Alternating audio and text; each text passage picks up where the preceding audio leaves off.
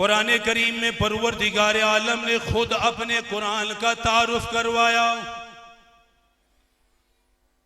जो कुरान हमें पढ़ने के लिए मिला, जो कुरान तिलावत करने के लिए मिला, जो कुरान हमें पढ़ने और पढ़ाने के लिए मिला, उस कुरान करीम का तारुफ परवरदिगार आलम ने खुद किया। अपने कुरान में खुद कुरान का तारुफ करवाया। फरमाया ओ पढ़ने वालों, ओ पढ़ाने वालों, कुरान को याद करने वालों, अपने सीने में कुरान को महफूज करने वालों, याद रखना व इन्नहु लतंजीलु रब्बिल आलमीन। इस कुरान को नाजिल करने वाला परवरदिगार आलम है। अल्लाह रब्बुल आलमीन ने कुरान को नाजिल किया। जो कुरान तुम्हें पढ़ने के लिए मिला है, ये उसका कलाम है जिसने आसमान को बुलंदी अता फरमाई। तुम्हें पढ़ने के लिए जो कुरान मिला, ये उसका कलाम है जिसने पानी पे जमीन को बिछाया। जिस कुरान को तुम पढ़ रहे हो, ये उस रब का कलाम है जिसने आसमान दुनिया को सितारों से मुज़य्यन किया, जिसने सूरज को रोशनी अता फरमाई, जिसने चांद को नूरानियत अता फरमाई। जिस रब ने तुम्हें पैदा किया, जो रब तुम्हें खिला रहा है, जो रब तुम्हारी जिंदगी का मालिक है, जो रब तुम्हें मौत भी देने वाला है। फरमाया ओ पढ़ने वाले, याद रखना तुम्हें पढ़ने के लिए वो कलाम मिला जो रब्बुल आलमीन का कलाम है। अल्लाह पाक ने हजरत जिब्राईल अलैहिस्सलाम के जरिए से नाजिल किया। फिर नाजिल भी कहाँ किया, अपने कुरान को उतारा भी कहाँ पर है। फरमाया अला कल्बी का, फरमाया ओ पढ़ने वालों याद रखना, मैंने अपना कुरान अपने हबीब के दिल पर उतारा है। कुरान करीम को अल्लाह ने अपने महबूब के दिल मुबारक पर नाजिल फरमाया। अपने दिल मुबारक अल्लाह के नबी के दिल पे अल्लाह ने कुरान नाजिल किया, अपने हबीब के दिल पे कुरान को उतारा। इसलिए फरमाया कुरान की निस्बतें देखो, नाजिल करने वाला परवरदिगार है जो सारी कायनात का मालिक है, जो सारी कायनात का खालिक है, जो सारी कायनात को बनाने वाला है। कुरान को लाने वाला हजरत जिब्राईल अलैहिस्सलातु वस्सलाम है, जिन्हें अल्लाह ने सारे मलाइका का इमाम बनाया, सारे फरिश्तों का इमाम बनाया। कुरान करीम को नाजिल किया रमजानुल मुबारक के महीने में। वो महीना सारे महीनों में सबसे आला, सबसे बेहतरीन है। उतारा है लैलतुल कदर वाली रात में, जो सारी रातों में सबसे आला है, जो सारी रातों में सबसे बेहतरीन है। कुरान की निस्बतों को देखो। इसलिए मेरे महबूब ने इरशाद फरमाया, लाने वाला फरिश्ता सारे फरिश्तों में आला, जिस महीने में आया वो महीना सारे महीनों में आला, जिस रात में आया वो रात सारी रातों में आला, जिस शहर के अंदर आया वो शहर सारे शहरों में आला, जिस नबी पे अल्लाह ने कुरान को नाजिल किया वो नबी सारे नबियों में आला है, वो रसूल सारे रसूलों में आला है। जब लाने वाला भी आला हुआ, महीना भी आला हुआ, रात भी आला हुई। जिस पैगंबर पे कुरान आया वो पैगंबर सारे पैगंबरों में आला है। इसलिए मेरे महबूब ने फरमाया, अल्लाह के पाक पैगंबर ने फरमाया, फरमाया ओ लोगों, खैरुकुम मन तअल्लमल कुरआना व अल्लमा। जब लाने वाला आला है, भेजने वाला परवरदिगार है, जिस महीने में आया वो महीना आला है।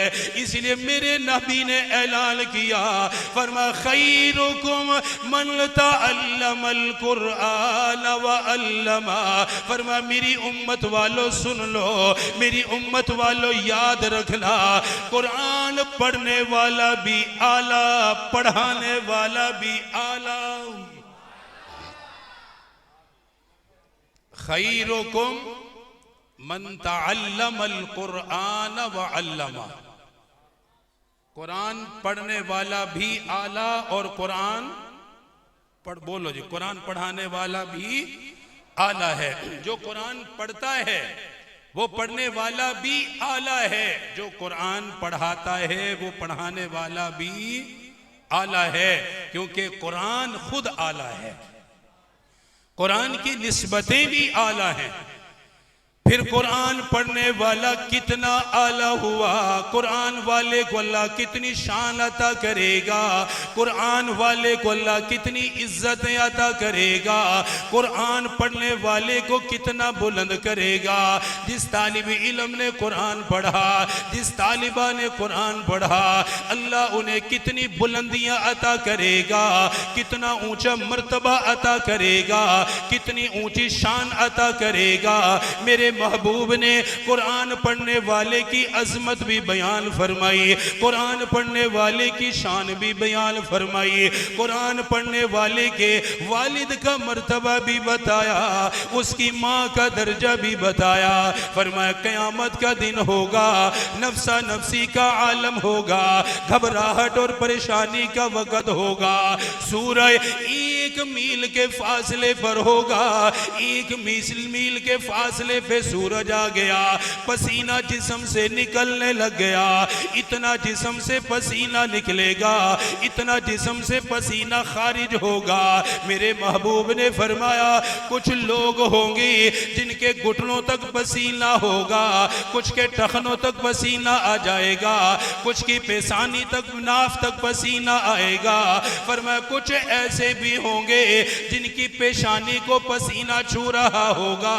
उस घबराहट के आलम में, उस परेशानी के आलम में, जब माँ अपनी औलाद से भाग रही होगी, औलाद माँ बाप से भाग रही होगी, अल्लाह पाक ने कुरान में क़यामत का मंजर बयान फरमाया। फरमाया फ़इज़ा जाअतिस्साख़ा यौम यफ़िर्रुल मर्उ मिन अख़ीही व उम्मिही व अबीही व साहिबतिही व बनीही। औलाद की सुनने को तैयार नहीं, माँ की सुनने को कोई तैयार नहीं, लेकिन फरमाया ऐसे वक़्त के अंदर भी अल्लाह करीम हाफिज़ कुरान के वालिद को बुलाएगा, हाफिज़ कुरान की वालदा को बुलाएगा।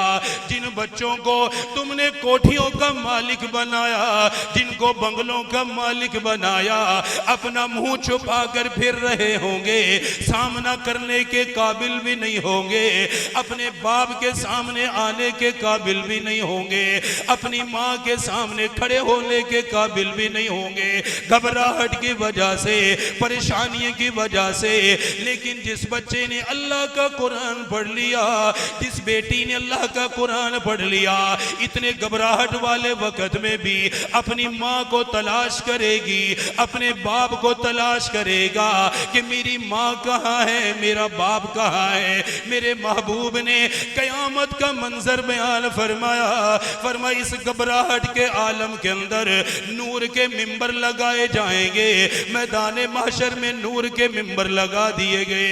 लोग हैरान होंगे, परेशान होंगे, ये नूर के मिंबर किन के लिए लगाए गए, ये नूर के मिंबर किन के लिए सजाए गए। नूर के मिंबर लगने के बाद अल्लाह पाक फरमाएगा हाफिज़ कुरान के वालिद को भी बुला लो, हाफिज़ कुरान की वालदा को भी बुला लो। परवरदिगार ये मुख्तियार साहब भी आ गए, मुख्तियार साहब की बीवी भी आ गई, क्योंकि उनकी बेटी ने हिफज किया है। अल्लाह पाक फरमाएगा बेटी की बरकत से मुख्तियार को भी ले आओ, उसकी बीवी को भी ले आओ। बेटी ने कुरान पढ़ा, अल्लाह का कुरान अपने दिल में उतारा, फरमाया इनको लेकर आओ। हाफिज़ कुरान का वालिद भी आ गया, उसकी वालदा भी आ गई। परवरदिगार आपके सामने खड़े हुए हैं, इनके लिए क्या हुक्म है? अल्लाह फरमाएगा इनको ले जाओ, ये नूर के मिंबर मैंने इनके लिए सजाए हैं, जिन्होंने अपने बेटियों को कुरान पढ़ाया, जिन्होंने अपने बेटों को कुरान पढ़ाया। आज इनको नूर के मिंबर पे बिठाया जाएगा, नूर के मिंबर पे बैठने का मौका मिलेगा। या अल्लाह इतनी ऊंची शान अता फरमाई, इतना ऊंचा दर्जा अता फरमाया, इतनी बुलंदी इन्हें अता फरमाई। गोया अल्लाह पाक फरमाएगा आज मैं दिखाऊंगा मेरा कुरान भी आला, कुरान पढ़ने वाला भी आला, और इन पढ़ने वालों के माँ बाप भी सब में आला। इनको नूर के मिंबरों पर बिठाओ। अल्लाह करीम की तरफ से नूर के मिंबर लगेंगे, नूर के मिंबरों पे उन्हें बिठाया जाएगा। कितने खुश नसीब होंगे वो जिन्हें नूर का मिंबर मिल गया, नूर के मिंबर पे बैठने का मौका मिल गया।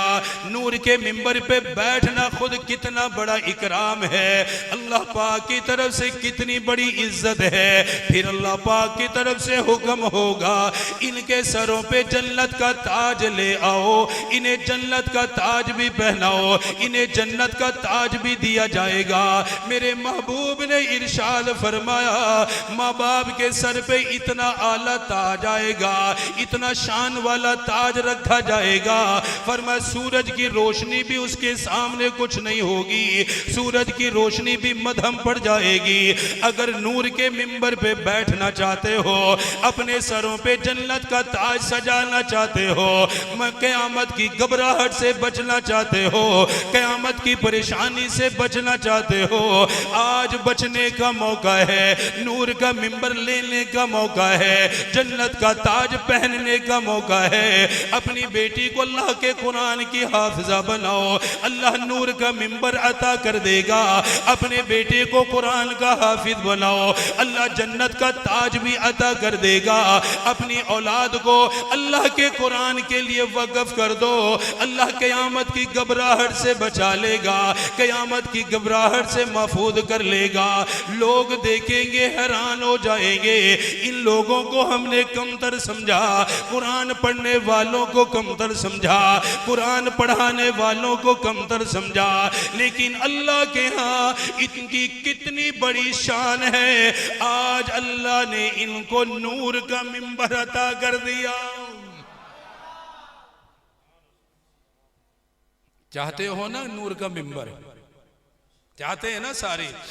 कयामत की घबराहट से बचना तो हर इंसान, हर अक्लमंद चाहेगा, अक्लमंद, हर अक्लमंद वहां की तैयारी करता है, हर अक्लमंद वहां के अजाब से बचने की फिक्र करता है, हर अक्लमंद उसके लिए आमाल करता है, ऐसी नेकियां अपनी जिंदगी में करता है ताकि अल्लाह मुझे वहां की घबराहट और परेशानी से महफूज कर दे।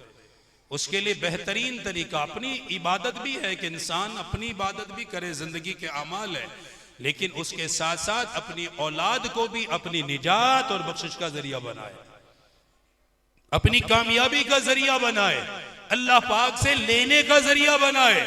एक और बात याद रखिए, अल्लाह करीम की शान ये है कि अल्लाह ताला किसी की मेहनत को जाया नहीं करता। बहुत सारे इश्कालात का जवाब है ये, अल्लाह ताला किसी की मेहनत को जाया नहीं करता, ये उसकी शान के मुताबिक ही नहीं है। उसकी शान ये है कि जो इंसान आमाल करता है अल्लाह अपनी रहमत से उसको जजा देता है, अता करता है। लोग ये कहते हैं, बहुत सारे रोशन ख्याल मालदार रईस, ओ जी हाफिज बन गया, पता नहीं क्या करेगा, सही निकलेगा, अमल करेगा, नहीं करेगा, सुधरेगा, बिगड़ेगा, क्या होगा? भाई माँ बाप की नीयत बच्चे को कुरान पढ़ाते वक्त क्या है कि मेरा रब मुझे जन्नत में महल अता करेगा। बाप ने तो इसीलिए पढ़ाया ना, माँ ने तो इसीलिए दाखिला दिलवाया है कि अल्लाह मुझसे राजी हो जाएगा, अल्लाह का हबीब मुझसे राजी हो जाएगा। माँ बाप की नीयत खालिस है, यकीन रखिए उनकी नीयत पर अल्लाह उनको हर हाल में जजा अता करेगा, उनको मिलेगा ही मिलेगा।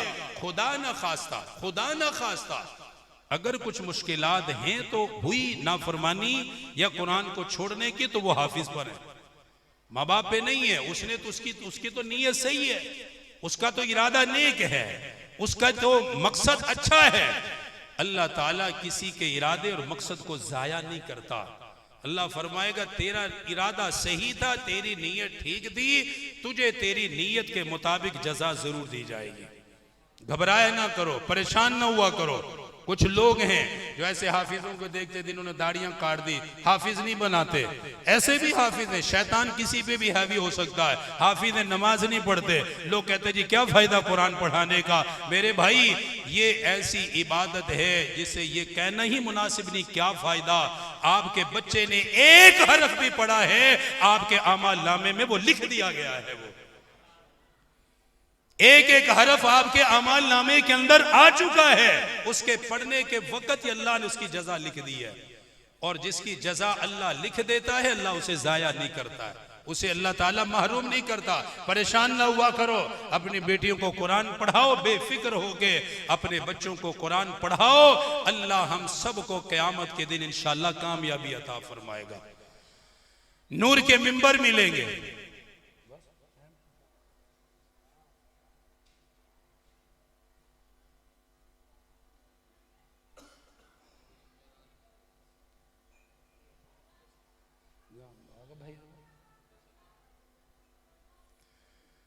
तो नूर के मिंबर अल्लाह ताला माँ बाप को अता करेगा, अल्लाह सबको नसीब फरमाए। इमामुल अंबिया ताजदारे मदीना सल्लल्लाहु ताला अलैहि व आलिहि वसल्लम ने फरमाया, माँ बाप को नूर का मिंबर मिल गया, माँ बाप को जन्नत का ताज भी मिल गया, माँ बाप को जन्नत का लिबास भी मिल गया।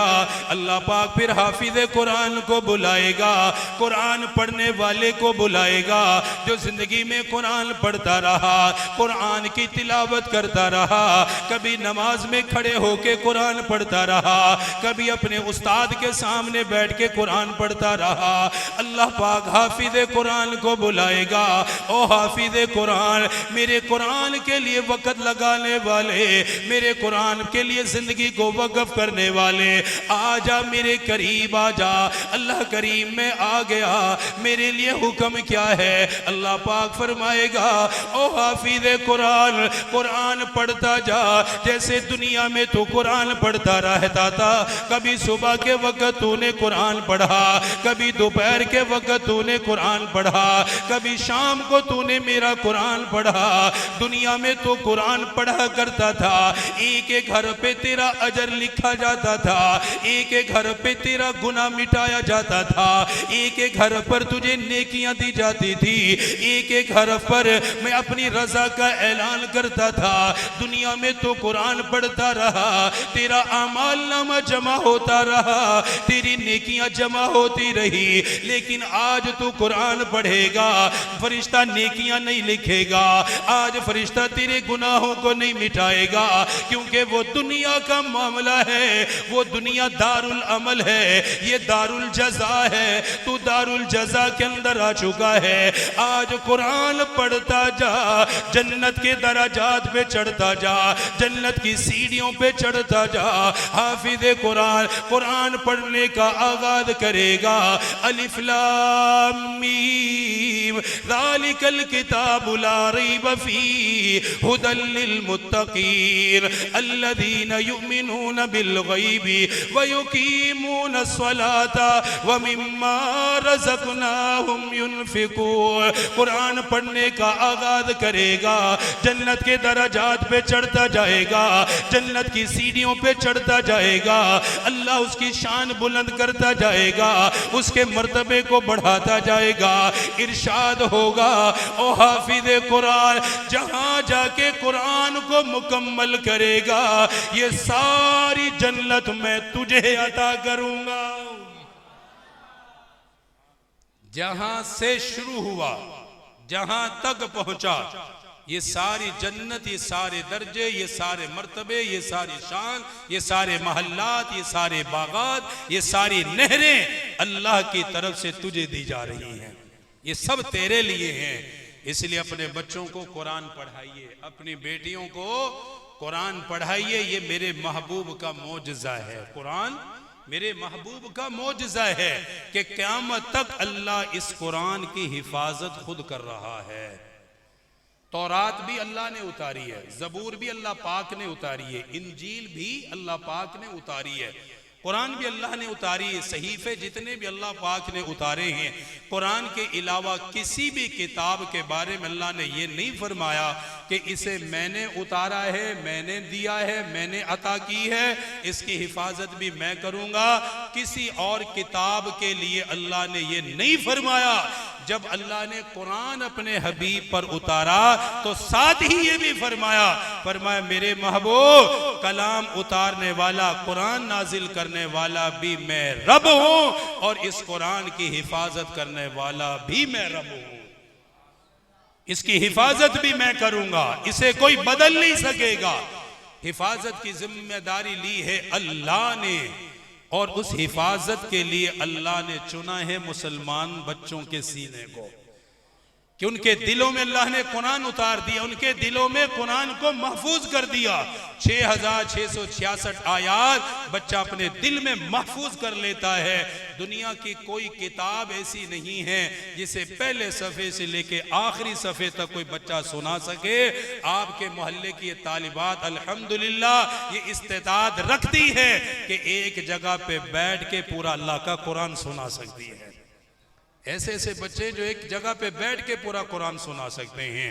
इसलिए अपने बच्चों को कुरान पढ़ाइए। हमारी आज की जो महफिल है, नंबर 1 वो दस्तारे फजीलत। किस पर है? दस्तारे फजीलत। ये दस्तार बंदी हुफाज की, तालिबात की, उनकी दस्तारे फजीलत पर है। और दूसरी हमारी महफिल है शबे महराज पर। ये दोनों रसूलुल्लाह के मोजज़ात में से हैं। ये क्या है? रसूलुल्लाह के मोजज़ात में से हैं। कुरान भी आपका मोजज़ा है, महराज भी आपका मोजज़ा है। कुरान की मिसल भी कोई नहीं बना सकता और अल्लाह ने जो अपने हबीब को सफर करवाया है ऐसा सफर भी कोई नहीं कर सकता। जो कलाम दिया उस जैसा कलाम कोई नहीं। अल्लाह ने जो अपने हबीब को सफर करवाया उस जैसा सफर भी किसी नबी को नहीं कराया, किसी रसूल को ऐसा सफर नहीं कराया। मक्का से सिर्फ मदीने का सफर नहीं कराया, मदीने से मदियन का नहीं कराया, या मदियन से सिर्फ बैतुल मुकद्दस का नहीं कराया, या पहले दूसरे चौथे पांचवें छठे सातवें आसमान तक सफर नहीं कराया, बल्कि अल्लाह ने अपने महबूब को मस्जिद हराम से लेकर अर्शे आजम तक सफर कराया। अर्शे मुअल्ला तक अल्लाह ने अपने महबूब को सफर करवाया। कुरान करीम में परवरदिगार आलम ने खुद इमामुल अंबिया के सफर को बयान फरमाया। 15वां पारा पहली आयत फरमाया सुबहानल्लज़ी असरा बिअब्दिही लैला।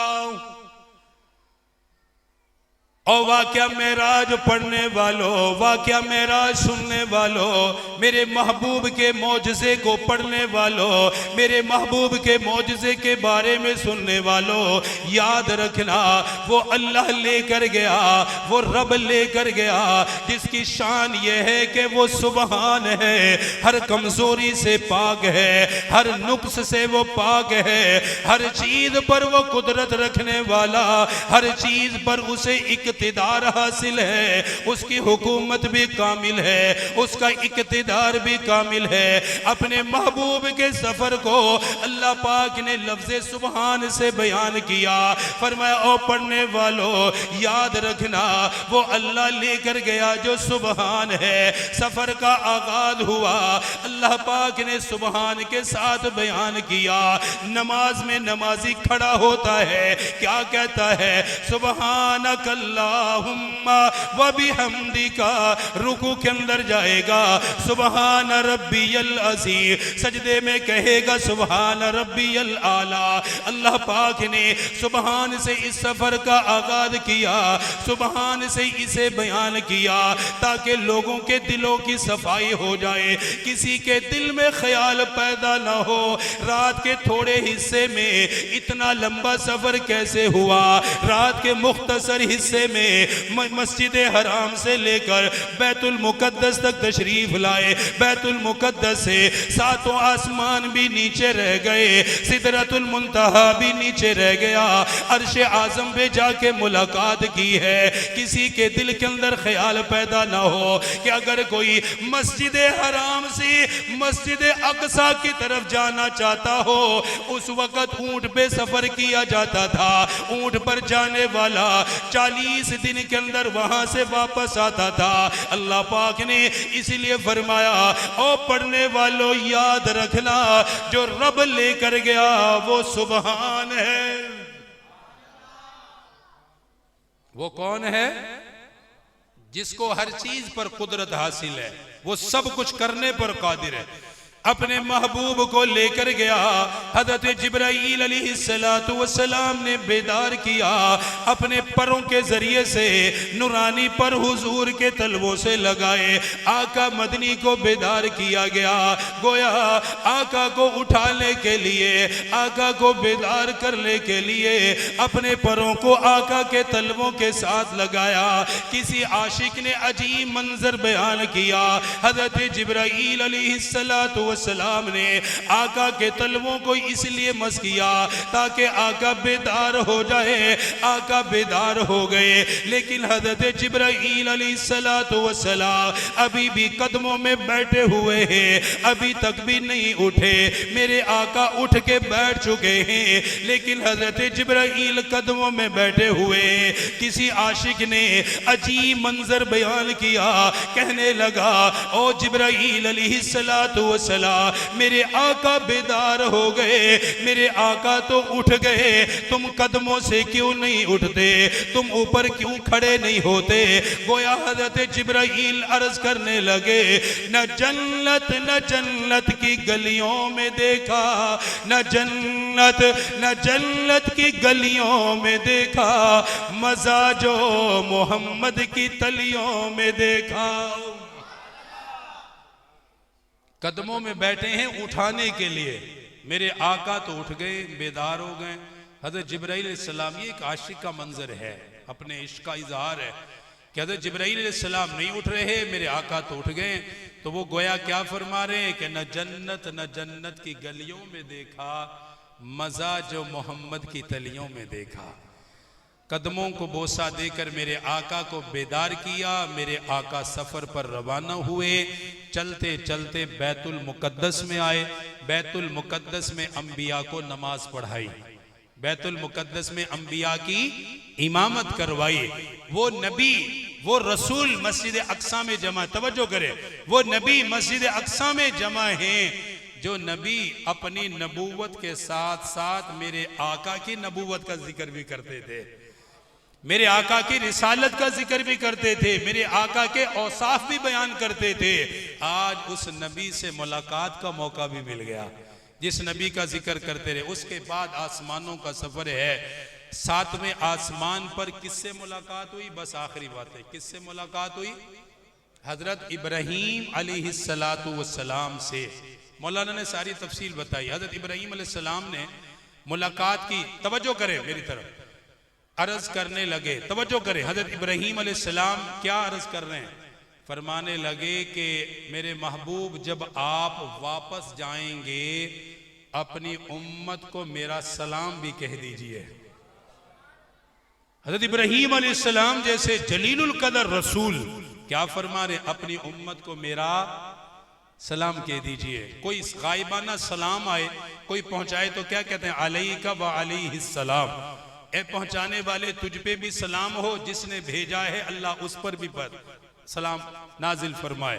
तो एक तो उनका सलाम है पूरी उम्मत के लिए। नंबर 2, अर्ज करने लगे कि मेरी एक नसीहत है, एक दावत है। हज़रत इब्राहीम अलैहिस्सलाम ने मेरे आका से अर्ज की। आपने फरमाया क्या है?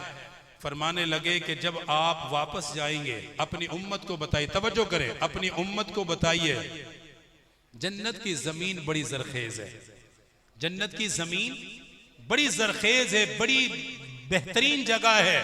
और फरमाया जन्नत का पानी मीठा है, जन्नत का पानी मीठा है। दोनों चीजें बता दी, जरखेज है जमीन और पानी भी मीठा है, साथ फरमाया हमवार है, बराबर है, मैदान है।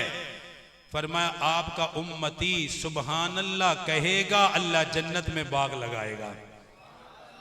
कुछ तस्बीहात बताई, आप अपनी उम्मत को जाकर बताइए, जन्नत की जमीन बड़ी जरखेज है, जन्नत का पानी बड़ा मीठा है और यहाँ बागात लगेंगे। सुबहान अल्लाह पढ़ने से, अल्हम्दुलिल्लाह पढ़ने से, अल्लाह अकबर पढ़ने से, फरमाया अपनी उम्मत को जाके बताइए, इन तस्बीहात को पढ़ते रहें, इनकी बरकत से अल्लाह जन्नत में बागात लगाता रहेगा। गोया आखिरी बात कि हजरत इब्राहीम अलैहिस्सलाम ने जन्नत पहुंचने का रास्ता दिखाया है, जन्नत पाने का रास्ता बताया है कि अगर मेरी तस्बीह से जन्नत में बाग लगा है तो वो अल्लाह मुझे जरूर अता फरमाएगा। मेरी तस्बीह से जन्नत में बाग लगा है, वो अल्लाह किसी और को नहीं देगा। रब को तो जरूरत ही कोई नहीं है, अल्लाह तो अपने बंदों को दे के राजी होता है। हजरत इब्राहीम अलैहिस्सलाम ने जन्नत का रास्ता बताया है, जन्नत पाने का रास्ता बताया, आसान कर दिया। फरमाया आपका उम्मती उठते बैठते सुबहान अल्लाह, अल्हम्दुलिल्लाह, ला इलाहा इल्लल्लाह, अल्लाहु अकबर पढ़ता रहे, जन्नत में बागात लगते रहेंगे और जब ये दुनिया से आएगा अल्लाह इसको वो बागात अता फरमा देगा। ये जन्नत पाने का जरिया है, जन्नत में पहुंचने का जरिया है। मेराज का सबसे अहम तोहफा नमाज है। क्या है? पढ़ते हो नमाज? पढ़ते हो नमाज? पढ़ा करो। अल्लाह ताला तौफीक। दो चीजें नमाज के मुतालिक हमेशा याद रखें, इंशाल्लाह नमाज कभी कज़ा नहीं होगी। नंबर एक, नमाज मेराज का तोहफा है। सफरे मेराज का तोहफा नमाज अल्लाह का तोहफा है। यार बाप के तोहफे को संभालते हो, बीवियों के तोहफे संभालते हैं, दोस्तों के तोहफे संभालते हैं, यार बेलियों के तोहफे संभाल के रखते हो। ये नमाज मेरे रब का तोहफा है जो रब ने अपने बंदों को अता फरमाया है। एक तो नमाज मेराज का तोहफा। नंबर दो, नमाज मेरे महबूब की आंखों की ठंडक है। नमाज मेरे महबूब की, दो चीजें कभी भी मत भूलना नमाज के मुतालिक। एक, नमाज तोहफा है अल्लाह का, नहीं पढ़ते समझो अल्लाह के तोहफे की कदर नहीं कर रहे हो, ना कदरी कर रहे हो। और रब को अपना तोहफा इतना पसंद है, फरमाया मेरे महबूब आपकी उम्मत नमाज 5 पढ़ेगी, अजर मैं 50 का अता करूंगा। रब को इतना पसंद है अपना तोहफा, फरमाया नमाजें 5 पढ़ेगी, अजर में 50 का अता करूंगा, क्योंकि अल्लाह की तरफ से तोहफा था। इसलिए मेरे महबूब ने भी फरमाया मेरी उम्मत वालों याद रखना, जब ये मेरे रब की तरफ से तोहफा है तो मुझ मोहम्मद की आंखों की ठंडक है। जिसने आंखों को ठंडा किया होगा वो हुजूर के साथ खड़ा होगा, जिसने नहीं किया होगा क़यामत के दिन परेशान होगा। हमारी माएँ बहनें बेटियां भी आई हुई हैं, ऊपर हाल में मौजूद है, उनसे मेरी गुजारिश है कि नमाज कज़ा मत करें। अपने आप को जाहिरी तौर पे खूबसूरत बनाते हैं, हर एतबार से खुदा के लिए अल्लाह की इबादत से भी अपने आप को खूबसूरत करें। नमाज के जरिए से घर को आबाद करें, नमाज के जरिए से अपने घर में बरकतें हासिल करो।